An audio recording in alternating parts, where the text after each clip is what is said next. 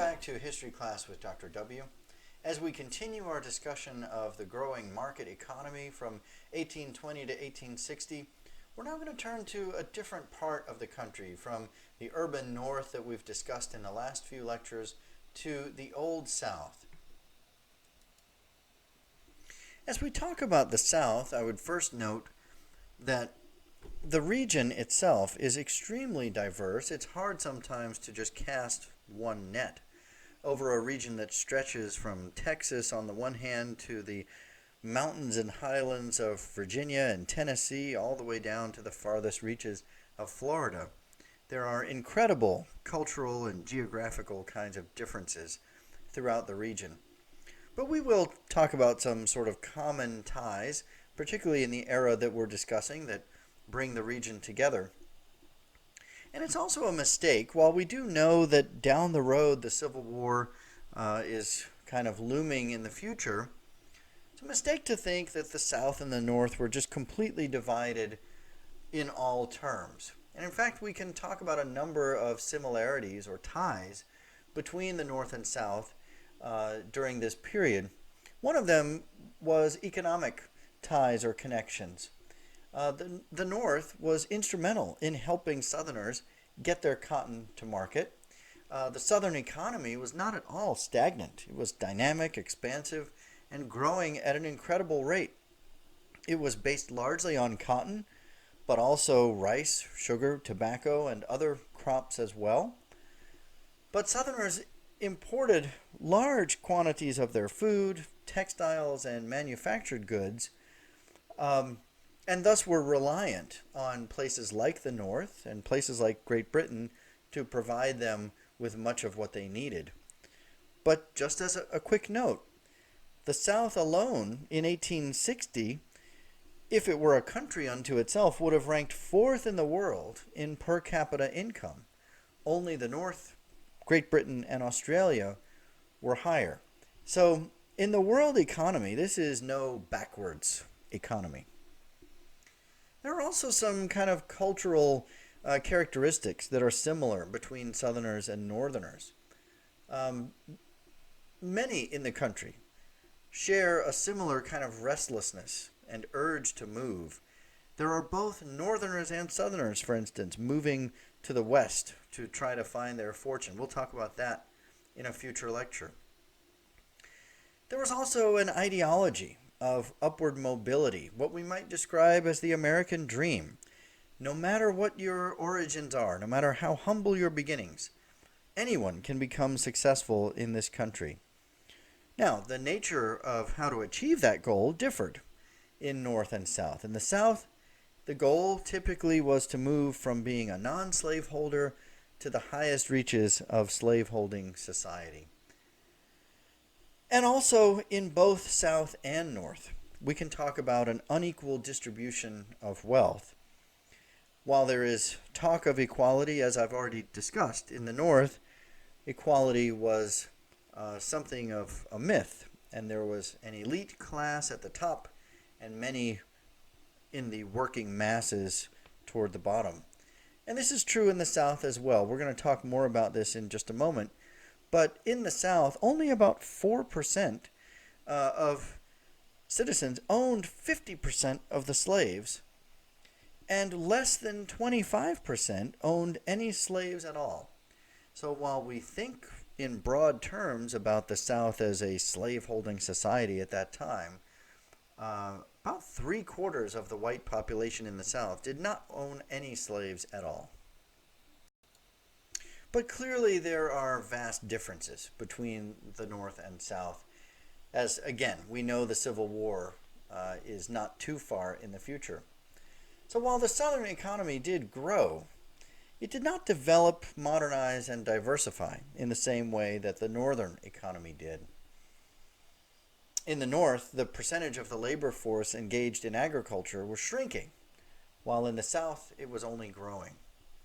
Urbanization is much slower in the South, and literacy is much lower in the South than it is in the North.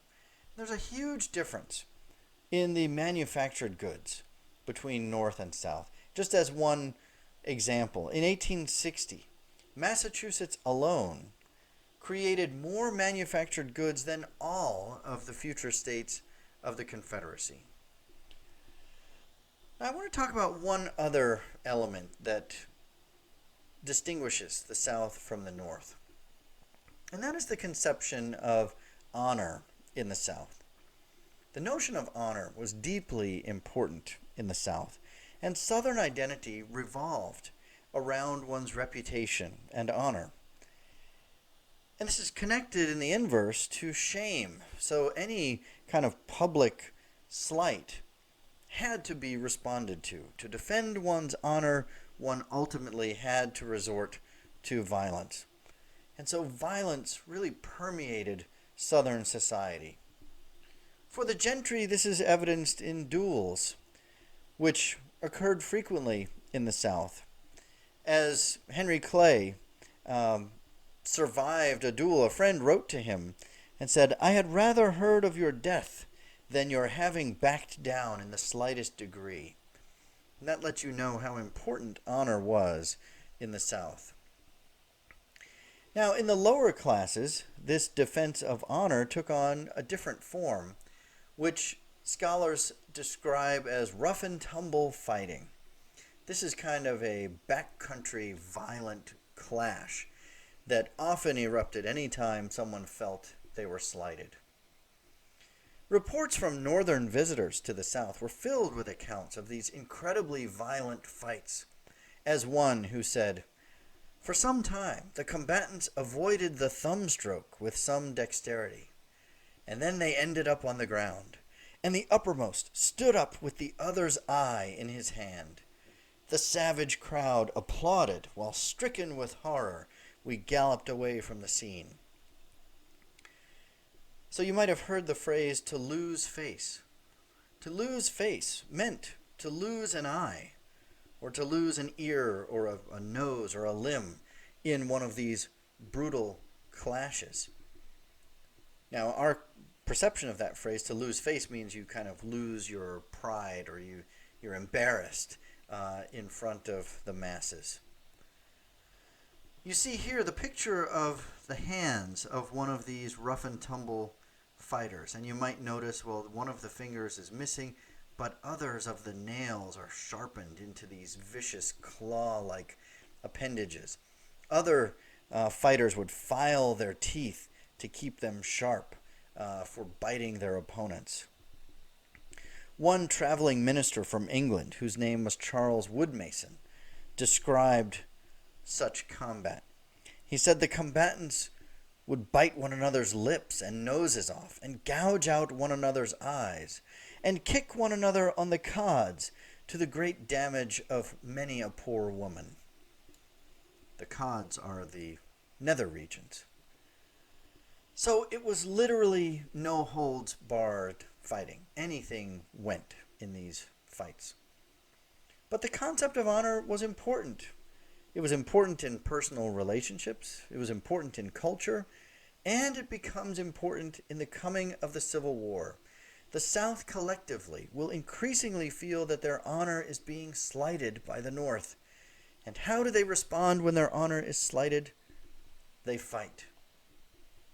This idea of the southern region being more violent and more martial, more ready for combat, actually plays a role early in the Civil War, which we'll talk about later. But northern soldiers early on will hear that rebel yell in the distance, the rebel soldiers screaming at the top of their lungs, charging into battle. And in some cases, northern soldiers turned and fled, so terrified were they of these violent southerners. Now, of course, it is slavery that becomes the most important distinguishing characteristic between North and South.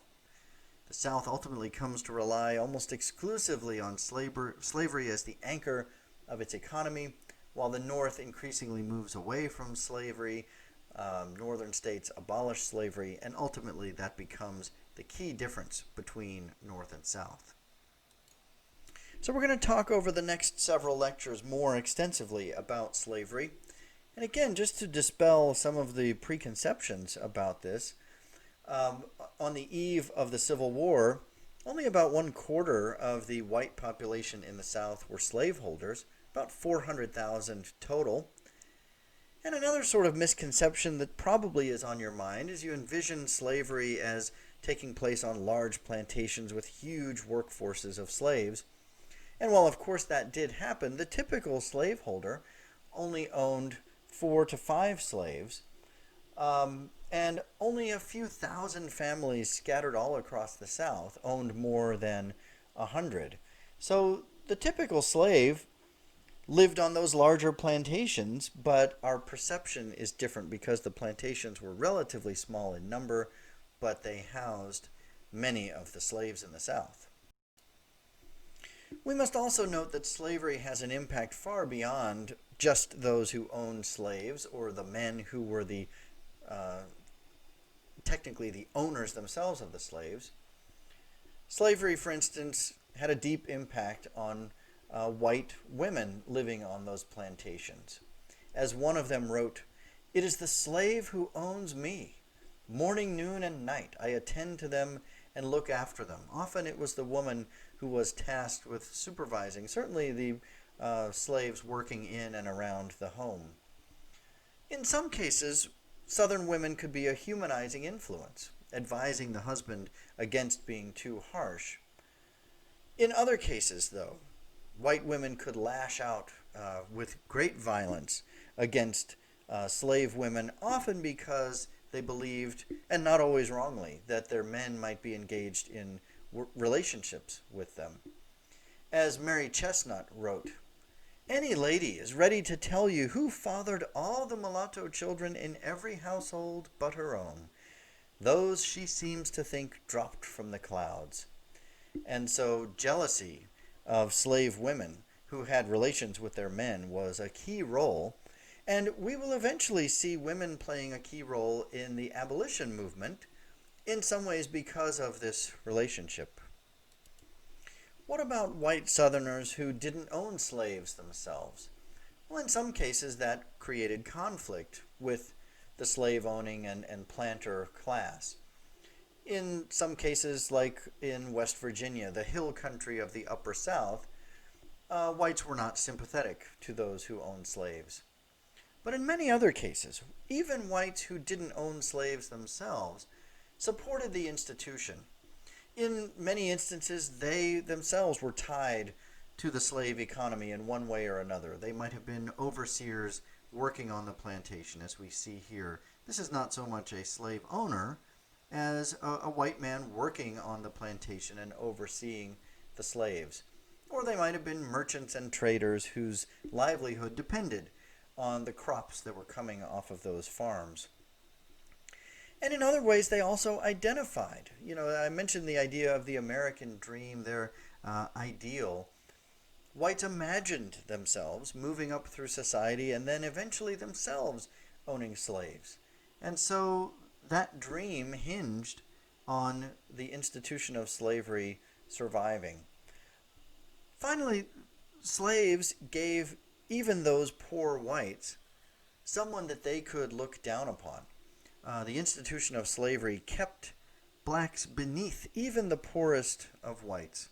And so while it might be counterintuitive, what we find is that even most non-slave owners in the South, white non-slave owners, supported the institution of slavery itself. Now we will talk in future chapters, lessons down the road, about things like the abolitionist movement and the white Southern defense of slavery and so on. Those will come as we approach the eve of the Civil War. In the next lecture or two, we will talk about life for the slaves on those Southern plantations and in the South.